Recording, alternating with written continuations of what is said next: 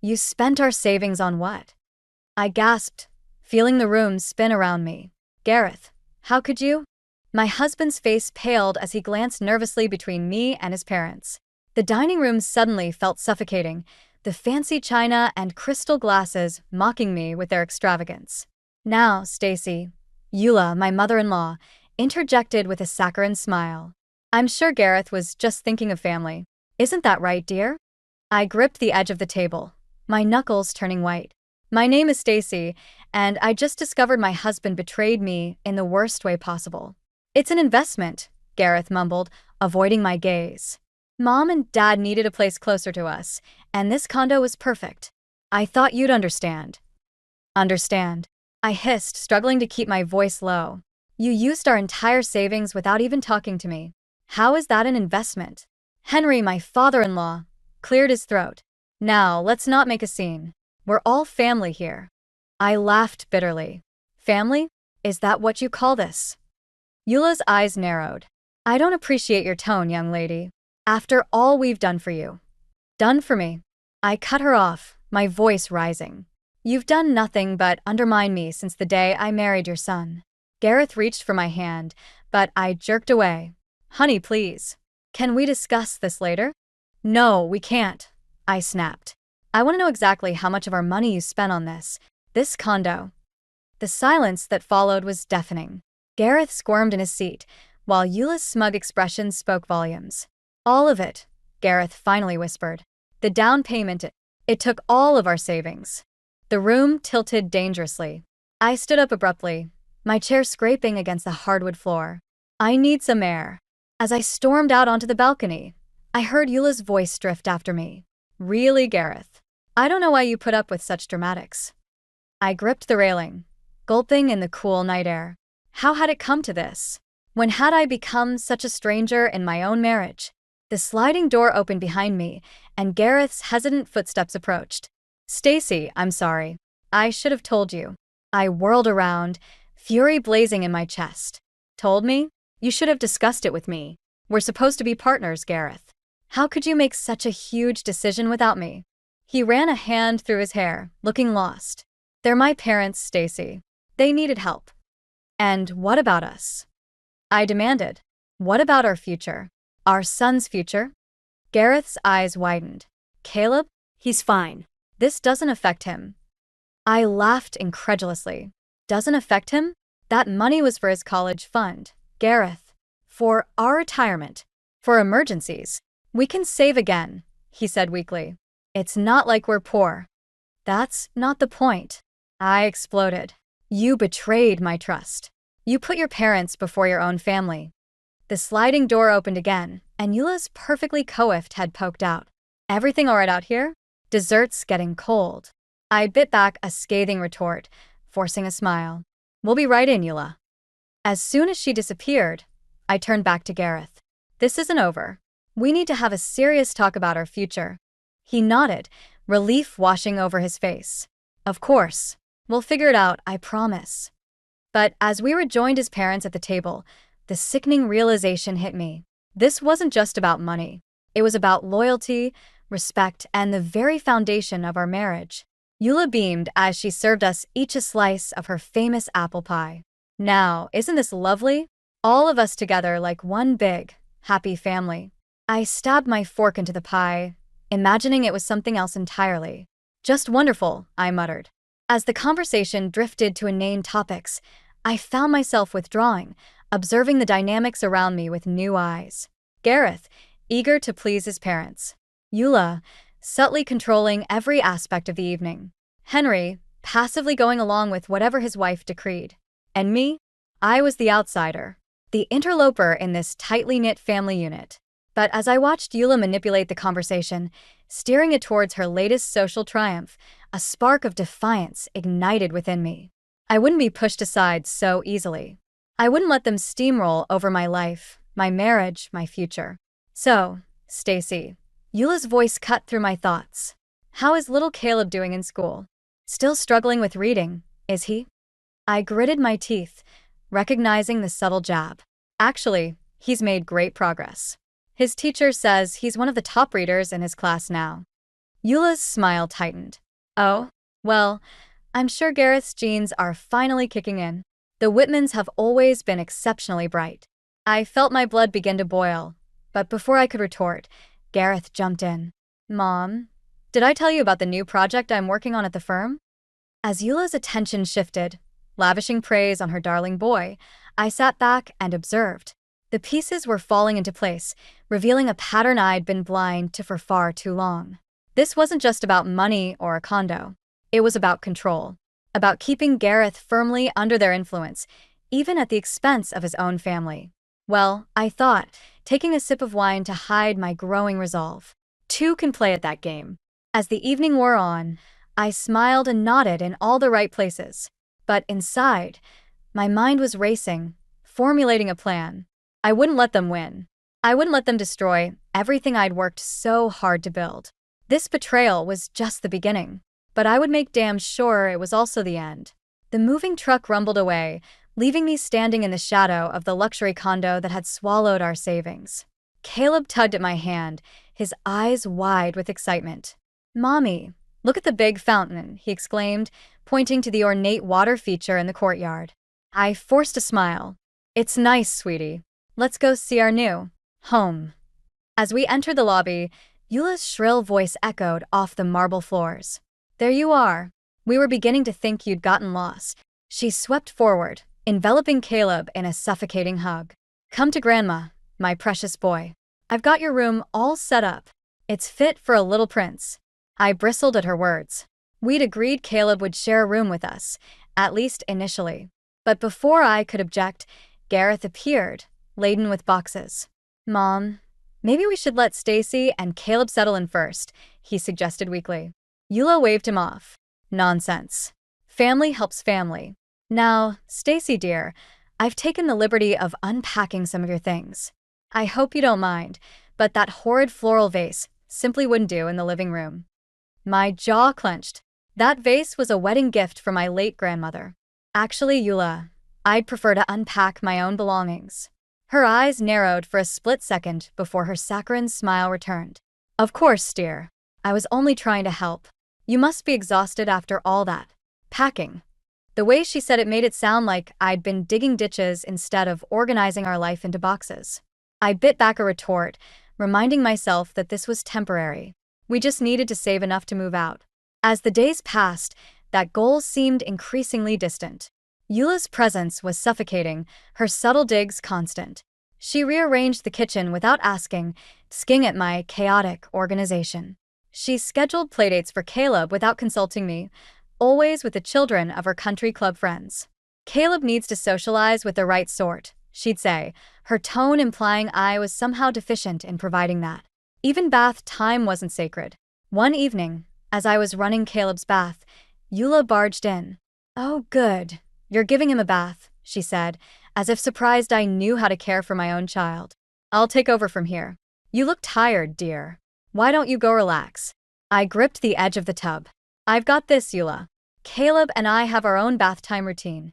She laughed, a tinkling sound that set my teeth on edge. Don't be silly. I raised Gareth, you know. I think I can handle bathing my grandson. Mom.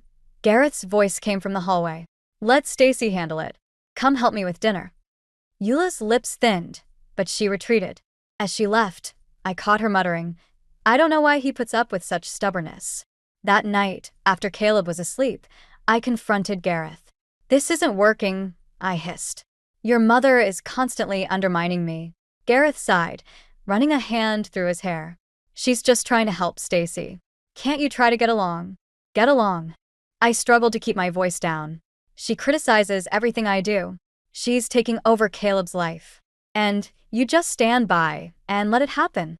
What do you want me to do? He snapped. They're my parents. We're living in their home. A home bought with our money. I reminded him bitterly.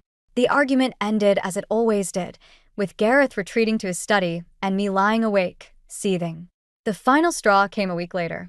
I returned from grocery shopping to find Eula in the kitchen, a smug smile on her face.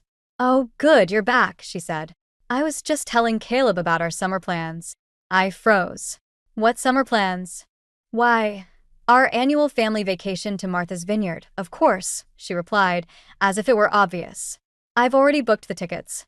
Gareth agreed it would be wonderful for Caleb to experience it. The room spun.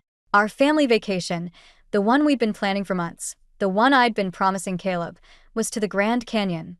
It was supposed to be just the three of us. We can't afford a trip to Martha's Vineyard, I said through gritted teeth. Eula waved her hand dismissively. Don't worry about that, dear. We'll cover it. After all, what's family for? In that moment, something inside me snapped. I saw with crystal clarity the web Eula had woven, trapping us in a life dictated by her whims. No, I said, my voice steady. We won't be going to Martha's Vineyard. Caleb, Gareth, and I will be sticking to our original plans. Eula's eyes flashed. Now see here, young lady. No, you see here. I cut her off. This ends now. I am Caleb's mother. Gareth is my husband. We are a family, and we will make our own decisions. As Eula sputtered in indignation, I turned to leave the kitchen. At the doorway, I paused. Oh, and Eula? I'll be putting my grandmother's vase back in the living room. I think it'll look lovely there, don't you? I walked away, my heart pounding but my resolve firm. This was far from over, but for the first time since moving in, I felt a glimmer of hope. I would reclaim my family, my life, no matter what it took. The cafe bustled with a lunchtime crowd, but I barely noticed the noise. My hands trembled as I dialed Lana's number, praying she'd pick up. Stacy. Lana's voice crackled through the speaker. Is everything okay? I choked back a sob. Lana, I need help. I can't do this anymore. I'm on my way, she said without hesitation. Where are you? 20 minutes later, Lana slid into the booth across from me, her face etched with concern. I spilled everything, the condo, Eula's manipulation, Gareth's betrayal. Lana listened, her expression darkening with each revelation. Oh, Stacy, she breathed when I finished. Why didn't you tell me sooner? I shrugged helplessly. I thought I could handle it, that things would get better. Lana reached across the table, squeezing my hand. Well, that ends now. We're getting you out of there. For the first time in months, I felt a flicker of hope. But how? I don't have any money and Caleb. We'll figure it out, Lana assured me. First things first, we need to document everything. Every snide comment, every manipulation. Build a case. I nodded, determination replacing despair. I can do that. Over the next few weeks, I became a silent observer in my own home. I started a journal, meticulously recording Eula's behavior. The way she accidentally shrank my favorite sweater in the wash. How she scheduled doctor's appointments for Caleb without consulting me. The constant barrage of criticism thinly veiled as concern. Really, Stacy, she'd say, eyeing my outfit. Don't you think you should dress more appropriately for a mother? I'd smile tightly, jotting down the exchange later. Each entry fueled my resolve. Gareth remained oblivious, or perhaps willfully ignorant. When I tried to discuss Eula's behavior, he'd brush it off. You're being too sensitive, he'd say. Mom's just trying to help. I stopped trying to make him understand. Instead, I focused on Caleb, shielding him as best I could from the toxic atmosphere. One afternoon, as I was helping Caleb with his homework, Eula swooped in. Oh, let me handle this, she cooed. Caleb needs a proper education, not just coloring books. I bit back a retort, remembering Lana's advice. Document, don't engage. Later that night, I snuck into the study, using Gareth's computer to research custody laws and financial advice. As I was about to log off, a notification popped up, an email from Eula to Gareth. My finger hovered over the mouse. It was wrong to snoop, but I clicked. Darling, the email read, I'm concerned about Stacy's influence on Caleb. Perhaps we should consider more permanent arrangements for his care. After all, blood is thicker than water. My blood ran cold. They were plotting to take my son. The next day, I met Lana at our usual cafe, my nerves frayed. They want to take Caleb, I whispered, showing her the email I'd forwarded to myself. Lana's eyes widened. This is serious, Stacy. We need to act fast. She pulled out her phone, scrolling through contacts. My cousin Evan, remember him? He owns a small business. He's always looking for help. It's not much, but it could be a start. I hesitated. I don't know, Lana. I haven't worked in years. And what about Caleb? One step at a time, she said firmly. First, we get you some financial independence. Then we tackle the rest. That evening, I returned home with a plan forming. As I entered, I heard Eula's voice from the kitchen. I just don't understand why she can't be more grateful, she was saying. After all we've done for her. I paused, listening. Now, dear, Henry's placating tone replied. Stacy's trying her best. Her best. Eula scoffed. She's barely fit to raise a child. It's a good thing we're here to guide Caleb properly. My hands clenched into fists. Every instinct screamed at me to burst in, to confront them. But I held back, remembering my goal. This wasn't just about me anymore. It was about securing a future for Caleb, free from their toxic influence. I retreated to my room, pulling out my journal. As I documented the overheard conversation, a sense of calm settled over me. For the first time since this nightmare began, I had a clear path forward. The next morning, I called Evan. I'd love to hear more about that job opportunity, I said, my voice steady. As I hung up, I caught sight of my reflection in the mirror. The woman staring back at me looked different, stronger, more determined. I thought of Caleb, of the life I wanted for us, of the example I wanted to set for my son. No more silent suffering. No more letting Eula dictate our lives. It was time to take control. I picked up my journal, flipping through the pages of documented abuse and manipulation. Soon, very soon, I'd have enough to make my stand. And when I did, Eula, Gareth, and anyone else who tried to come between me and my son would learn just how formidable I could be. The silent rebellion had begun, and I was ready for war. The bell above the door chimed as I stepped into Evan's small bookstore. The scent of old paper and coffee wrapping around me like a comforting blanket. Lana waved from behind the counter, her smile warm and encouraging. Stacy, you made it, she said, coming around to give me a quick hug. Evan's in the back. Let me grab him. I nodded, my stomach churning with a mixture of nervousness and hope. This meeting could be the first step towards my independence, away from Eula's suffocating control and Gareth's betrayal. Moments later, a tall man with kind eyes and an easy smile emerged from the back room. You must be Stacy, he said, extending his hand. I'm Evan. Lana's told me a lot about you. As we sat down to talk, I found myself relaxing. Evan listened intently as I explained my situation, his expression a mix of sympathy and determination. Well, he said when I finished, I could certainly use some help around here. It's not much, but it's a start. When can you begin? The relief that washed over me was almost overwhelming. Really? I can start whenever you need me. We worked out a schedule that would allow me to work while Caleb was at school, without raising suspicion from Eula or Gareth. As I left the store, clutching my new employee handbook, I felt a spark of hope ignite in my chest. That evening, as I helped Caleb with his homework, Eula swept into the room. Caleb, darling, she cooed. Why don't you let Grandma help you? I'm sure Mommy has other things to do. I gritted my teeth, ready to argue, when an idea struck me. Actually, Eula, I said sweetly, I'd love your help. I have some errands to run tomorrow morning. Would you mind watching Caleb until it's time for school? Eula's eyes narrowed suspiciously, but she couldn't very well refuse. Of course, dear. Happy to help. The next morning, I left the condo with a spring in my step, my work clothes hidden under a loose sweater. The thrill of my secret rebellion carried me through my first day at the bookstore. As the weeks passed, I found myself blossoming under Evan's patient guidance. The quiet confidence I gained at work began to seep into other areas of my life. I started challenging Eula's passive-aggressive comments, much to her barely concealed fury. One evening, as I was shelving books, Evan approached me with a concerned look. Stacy, can we talk for a moment? My heart raced as I followed him to the office. Had I done something wrong? Was he going to let me go? Evan closed the door and turned to face me. Stacy, I hope you know that you can trust me. I've noticed some things. The way you flinch when your phone rings. How you're always checking the time, worried about being late.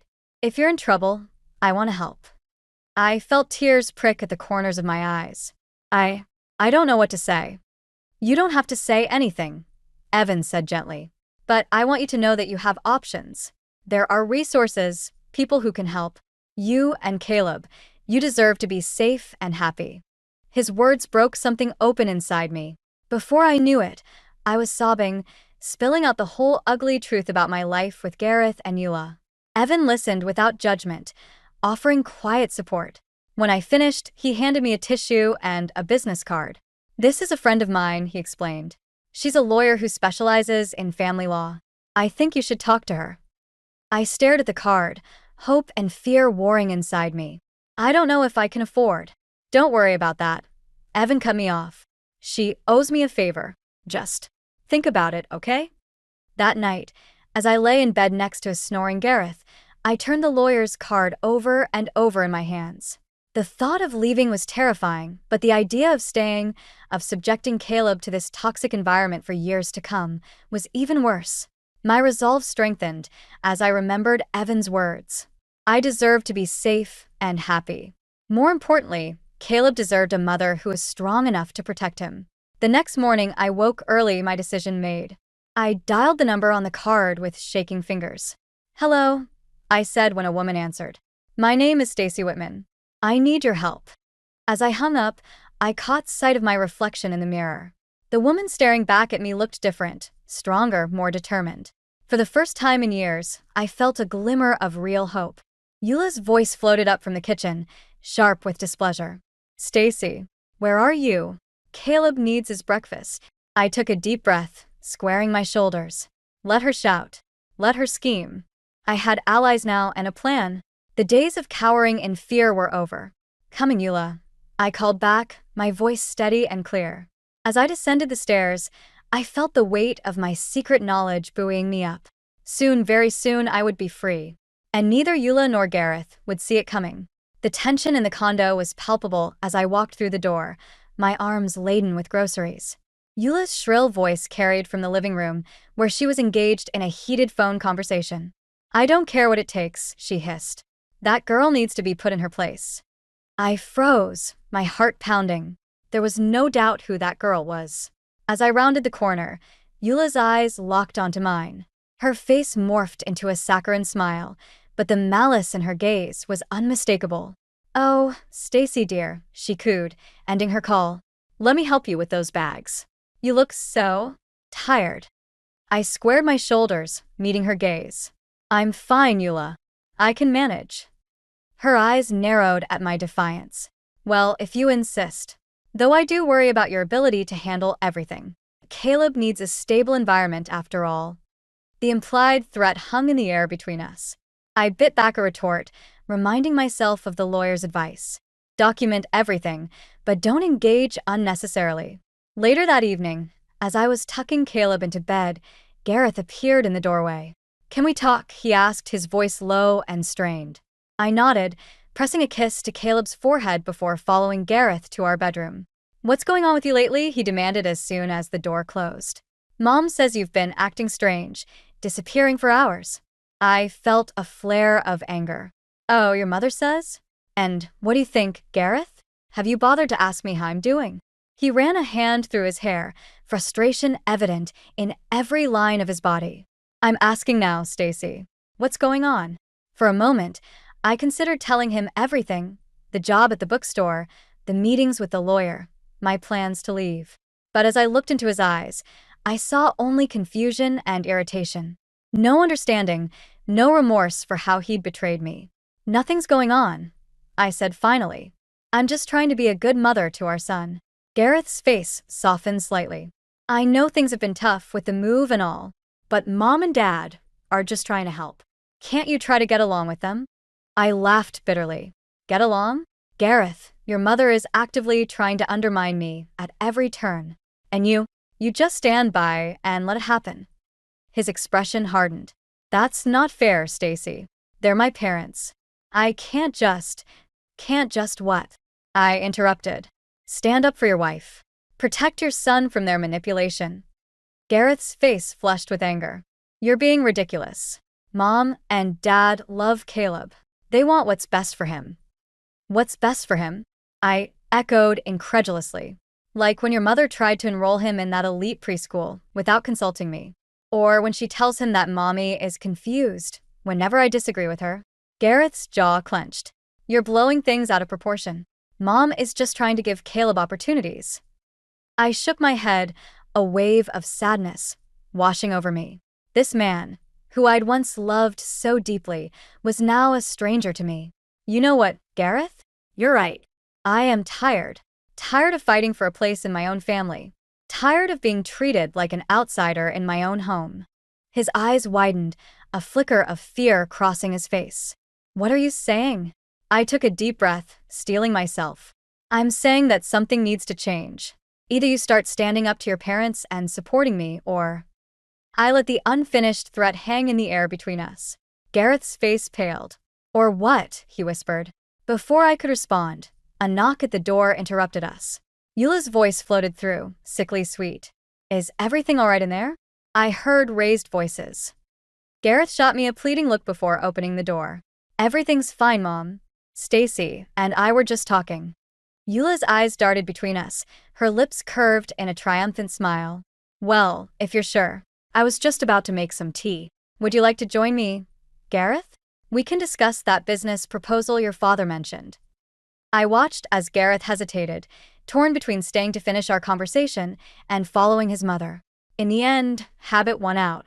Sure, Mom, he said, avoiding my gaze. I'll be right down.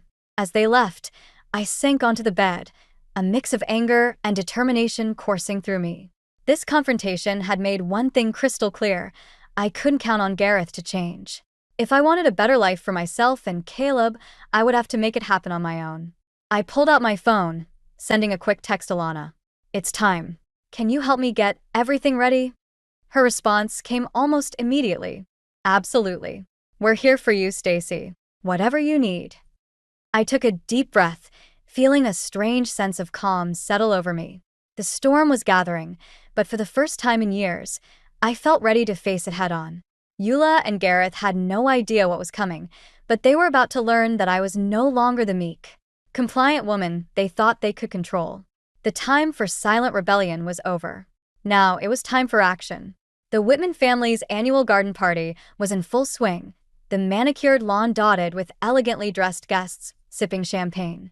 I stood at the edge of the crowd, my heart pounding as I clutched the folder containing months of meticulously gathered evidence. Eula's voice carried across the garden, her laugh tinkling like broken glass. Oh, Stacy dear, do come and join us. We were just discussing Caleb's future. I took a deep breath, steeling myself. This was it, the moment I'd been preparing for. As I approached the group, I caught sight of Gareth, his face tight with tension. He'd been on edge ever since our argument, clearly sensing the shift in our relationship but unable or unwilling to address it. What about Caleb's future? I asked, my voice steady despite the adrenaline coursing through my veins. Eula's smile was razor-sharp. Well, we were just telling the Hendersons about that wonderful private school we're considering. The one with the accelerated program. I felt a flash of anger. We'd never discussed any private school. Oh, and when was this decision made? Henry cleared his throat uncomfortably, but Eula pressed on. Now, Stacy, don't be difficult.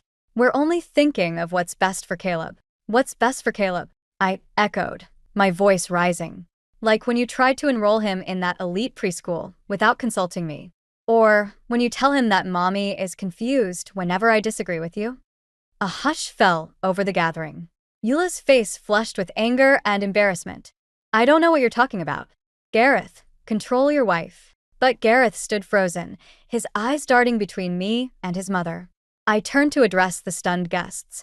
I'm sorry to disrupt your lovely party, but I can't stay silent any longer.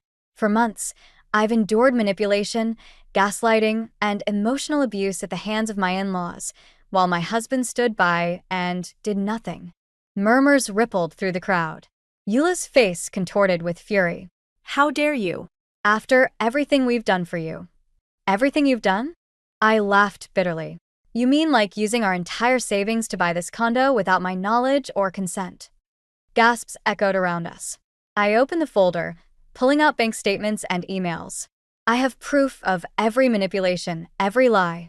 How you've systematically tried to undermine my relationship with my son. How you've belittled and excluded me at every turn. Gareth finally found his voice. Stacy, please. This isn't the time or place. When is the time, Gareth? I demanded, rounding on him. When were you planning to stand up for me? For our family? His face crumpled. I didn't know it was this bad. I thought if we just tried harder. Tried harder? Eula screeched. We've bent over backwards to accommodate this ungrateful. That's enough, Eula. Henry's voice cut through the chaos. For the first time, I saw a flicker of shame in his eyes. We may have overstepped. Eula whirled on him. Don't you dare side with her. She's trying to turn our son against us. No, Mom, Gareth said quietly. Stacy's right. I've let this go too far. The realization that he was finally standing up to his mother should have been satisfying. But it was too little too late. I turned back to the gathered guests, many of whom looked deeply uncomfortable. I'm sorry you all had to witness this. But I couldn't let the facade continue. The Whitmans aren't the perfect family they pretend to be. They're manipulative, controlling, and willing to destroy their own son's marriage to maintain their illusion of power. Eula lunged forward, her carefully manicured nails clawing at the folder in my hands. Give me those. You have no right. I have every right, I said firmly, stepping back. These are copies anyway. The originals are safe with my lawyer. The word lawyer seemed to echo across the lawn. Eula's face drained of color as she realized the implications. One by one, guests began to make their excuses and leave. The Hendersons, Eula's closest friends, couldn't meet her eyes as they hurried past. The carefully cultivated social standing she'd prized so highly was crumbling before her eyes. As the last guests departed, leaving only our fractured family on the lawn, I felt a strange sense of calm wash over me. Stacy, Gareth pleaded, reaching for my hand. We can fix this. We can go to counseling, make a fresh start. I gently pulled away. No, Gareth. It's too late for that. I've already filed for divorce. His face crumpled. But what about Caleb? I'm fighting for full custody, I said firmly. You're welcome to visit, but I won't subject our son to this toxic environment any longer. Eula, who had been uncharacteristically silent, suddenly found her voice. You can't do this. We'll fight you every step of the way. I met her gaze steadily. Go ahead. But remember, I have evidence of every cruel word, every manipulation. Do you really want all of that aired in court? For the first time, I saw fear in Eula's eyes. The realization that her carefully constructed world was falling apart seemed to age her instantly. As I turned to leave, Gareth called out one last time. Stacy, please. I love you. I paused, looking back at the man I'd once built my life around. I loved you too, Gareth. But sometimes, love isn't enough. With that, I walked away from the Whitman family, my head held high. The confrontation I dreaded for so long was over, and though the road ahead would be challenging, I felt lighter than I had in years. The storm had broken, and in its wake, I could finally see the promise of clear skies ahead. The pre-dawn light filtered through the curtains as I zipped up the last suitcase. My heart raced, a mixture of fear and exhilaration coursing through my veins. Today was the day. The day I'd reclaim my life and my son's future. A soft knock at the door made me jump. Stacy. Lana's whisper came through. It's time. I took a deep breath, steeling myself. Coming, I whispered back. Caleb stirred in his bed as I approached. Mommy, he mumbled, rubbing his eyes. Hey, sweetie, I said softly, kneeling beside him. Remember our special adventure I told you about? It's time to go. His eyes widened with excitement, thankfully still too young to fully grasp the gravity of the situation. As I helped him dress, I sent up a silent prayer of thanks for his resilience. Lana and Evan were waiting in the hallway, their faces a mix of determination and concern. Everything's ready, Evan whispered, taking one of the suitcases. The car's out back. We moved silently through the condo, each creak of the floorboards sending a jolt of panic through me. As we passed Gareth and Eula's rooms, I held my breath, half expecting Eula to burst out and catch us. But the doors remained closed, and soon we were stepping out into the cool morning air. Freedom was so close I could taste it. As Evan loaded the car, a voice behind us made my blood run cold. Going somewhere? I whirled around to find Gareth standing in the doorway, his face a mask of hurt and confusion. Daddy, Caleb exclaimed, oblivious to the tension. Gareth's eyes darted between us and the packed car. Stacy, what's going on? Where are you taking our son? I stepped forward, placing myself between Gareth and Caleb. We're leaving, Gareth. I told you at the party. I can't do this anymore. His face crumpled. But I thought we could work it out. I've been trying, Stacy. I told Mom to back off. It's too late. I cut him off, my voice firm despite the tremor in my hands. You had years to stand up to your parents, to be a partner to me. I can't wait any longer. You can't just take my son. Gareth's voice rose, panic edging into his tone. Mommy. Caleb's small voice came from behind me, tinged with fear. I turned, kneeling to meet his eyes. It's okay, sweetie. Daddy and I are just talking. Why don't you go with Aunt Lana to the car? Lana stepped forward, gently guiding Caleb away. As they walked to the car, I faced Gareth again. I'm not taking him away from you, Gareth. You can still be a part of his life. But I won't subject him to your mother's manipulation anymore. Gareth's eyes filled with tears. Please, Stacy. We can fix this.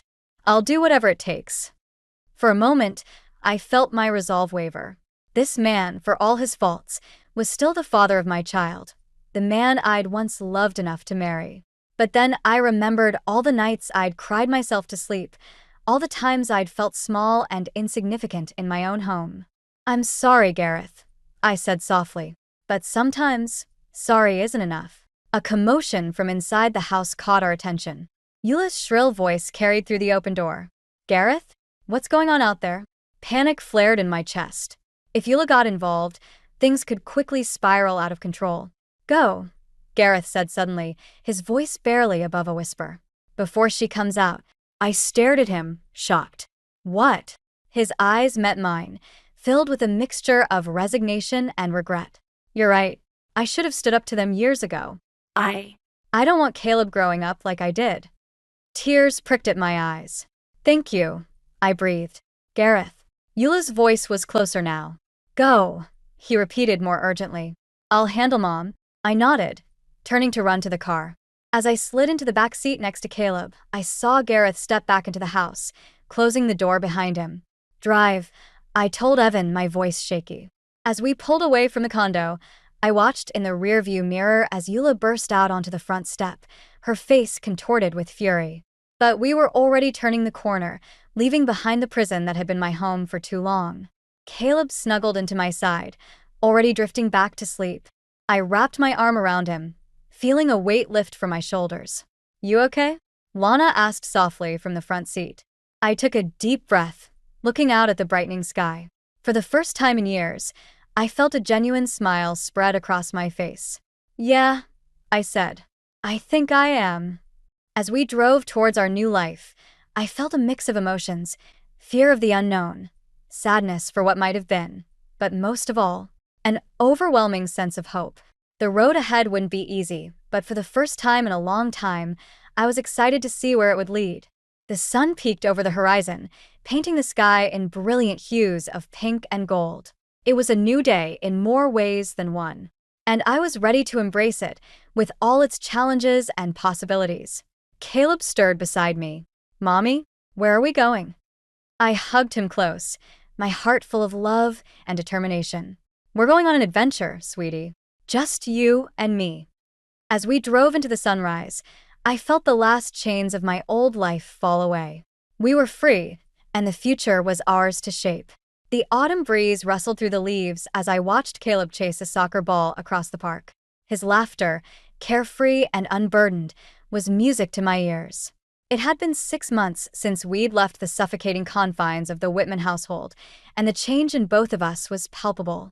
He's really thriving, isn't he? Evan's voice came from beside me, warm and supportive as always. I nodded, a smile spreading across my face. It's like he's a different child. No more walking on eggshells, no more tension in the air. Evan's hand found mine, giving it a gentle squeeze. The gesture, once unthinkable in my old life, now felt natural and comforting. Our relationship had blossomed slowly, built on mutual respect and understanding. As we watched Caleb play, my mind drifted to the events of the past few months. The divorce proceedings had been surprisingly smooth, thanks in large part to the mountain of evidence I'd gathered. Gareth, perhaps finally realizing the extent of his parents' manipulation, had agreed to my terms without much fight. Eula, on the other hand, had not gone quietly. Her attempts to paint me as an unfit mother had backfired spectacularly when my lawyer presented the documented evidence of her behavior. The look on her face as her carefully constructed facade crumbled in the courtroom was something I'd never forget. "Penny for your thoughts?" Evan asked, pulling me from my reverie. I shook my head, smiling, just reflecting on how much has changed. A year ago, I couldn't have imagined this life. "You should be proud of yourself, Stacy," he said softly. "What you've accomplished, the strength you've shown, it's incredible."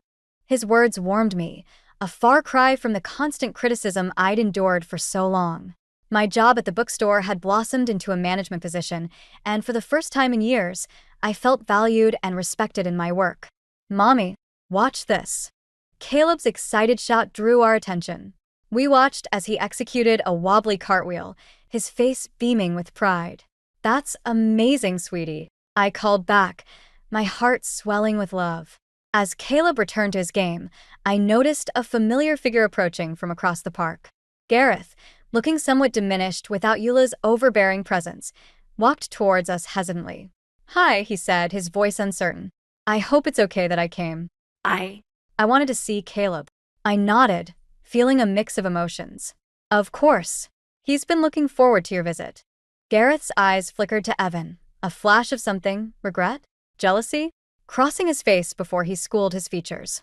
"You must be Evan. I've heard good things about you from Caleb." Evan stood, extending his hand. "Nice to meet you, Gareth. I'll give you folks some space. Stacy, I'll be by the coffee cart when you're ready." As Evan walked away, Gareth turned to me. "He seems like a good guy." "He is," I said simply. There was no need to twist the knife. We watched Caleb play in silence for a moment before Gareth spoke again. "I wanted to apologize, Stacy, for everything. I know it's too late, but I see now how blind I was, how I let my parents control everything." I studied his face, seeing the genuine remorse there. "Thank you, Gareth. That means a lot." He nodded, his eyes sad. "I've been seeing a therapist trying to understand why I let things get so bad. It's been eye-opening."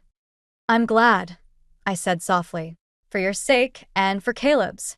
As if on cue, Caleb noticed his father and came running over. "Daddy, did you see my cartwheel?" Gareth's face lit up as he knelt to hug our son. "I sure did, champ. That was awesome." Watching them together, I felt a sense of peace settle over me. This wasn't the family I'd imagined when I'd said "I do" all those years ago, but it was a family nonetheless. One built on honesty, respect, and the hard-won wisdom of experience. As the afternoon wore on, Gareth said his goodbyes, promising Caleb another visit soon. I watched him walk away, feeling a chapter of my life truly close. Evan rejoined us, handing me a steaming cup of coffee. "Everything okay?" I nodded, leaning into his warmth. "Better than okay, actually. I feel free." We gathered our things, Caleb chattering excitedly about his playdate as we headed home. Our home, a modest apartment filled with laughter and love, so different from the cold, oppressive condo we'd left behind. That night, after tucking Caleb in, I stood by the window, looking out at the city lights. The woman reflected in the glass was a far cry from the beaten-down, insecure person I'd been a year ago. She stood tall, confident, her eyes bright with hope for the future. I thought of Eula, her social circle shattered, her control over her son slipping away. Of Henry, finally forced to confront his role in enabling his wife's behavior. Of Gareth, struggling to rebuild his life without his parents' suffocating influence. But mostly, I thought of Caleb, growing up in a home filled with love and respect. Of the lessons he'd learn about standing up for himself, about the power of resilience and self-worth. As I turned away from the window, my eyes fell on a framed photo of Caleb and me, laughing at the beach. It was a simple moment, but it captured everything I'd fought for: joy, freedom, and the unbreakable bond between a mother and her child. The journey had been hard, the battles fierce, but standing here now, I knew without a doubt that it had all been worth it. We had our whole lives ahead of us, full of possibilities and free from the shadows of the past. and I was ready to embrace every moment of it.